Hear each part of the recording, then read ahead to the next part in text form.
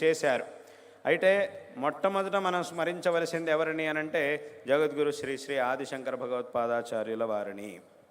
వారు ఇందాక చెప్పినట్టుగా ఈ ధర్మం అనేటటువంటి జ్యోతిని వెలిగించి అధర్మాన్ని నాశనం చేయడం ద్వారా అందరికీ కూడా సన్మార్గాన్ని చూపించారు.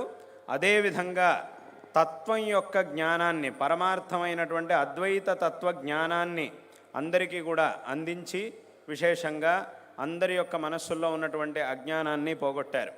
అందుకే శంకరాచార్యుల వారు రాసినటువంటి అనేక గ్రంథాల్లో, చాలా గ్రంథాలని రాసి ఆ గ్రంథాల్లో వారు అద్వైత తత్వాన్ని ఉపదేశించారు.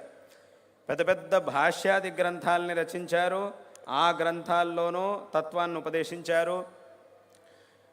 అనేక ప్రకరణ గ్రంథాలని రచించారు. ఆ ప్రకరణ గ్రంథాల్లోనూ తత్వాన్ని ఉపదేశించారు. కేవలం ఒకే ఒక శ్లోకాన్ని రచించారు. ఆ ఒక్క శ్లోకంలోనే సంపూర్ణమైనటువంటి అద్వైత తత్వాన్ని మనకు అర్థమయ్యేలాగా చాలా చక్కగా ఉపదేశం చేశారు.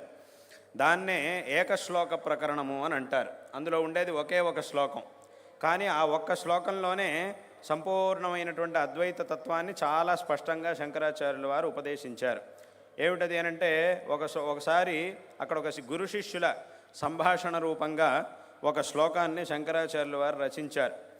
ఒక శిష్యుడు గురువు దగ్గరికి వెళ్ళి అడుగుతున్నాడు, స్వామి నాకు తత్వాన్ని ఉపదేశించండి, ఈ అద్వైత ఆత్మతత్వాన్ని నాకు అర్థమయ్యేలాగా ఉపదేశించండి.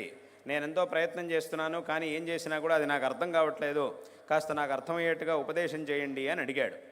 అప్పుడు శంకరాచార్యుల వారు అన్నారు, సరే నీకు అర్థమయ్యేలాగా చెప్తాను, కూర్చో అని అన్నారు. కూర్చున్నాడు. అప్పుడు మొట్టమొదట ఒక ప్రశ్న అడిగారు శంకరాచార్యుల వారు. ఏమిటి అనంటే కింజ్యోతిస్తవా అని అడిగారు.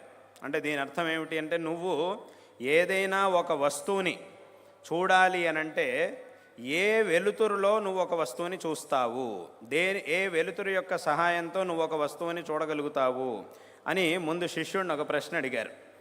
అప్పుడు శిష్యుడు ఏం చెప్పాడు అనంటే భానుమాన్ అని సమాధానం చెప్పాడు. కింజ్యోతిస్తవ భానుమాన్ అహనిమే అన్నాడు.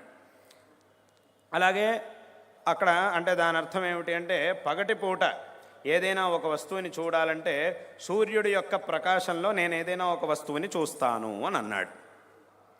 అప్పుడు అడిగారు, పగటిపూట సూర్యుడి ప్రకాశంలో చూస్తావు, సరిపోయింది, మరి రాత్రిపూట ఎలా చూస్తావు ఏదైనా ఒక వస్తువుని అని అడిగారు.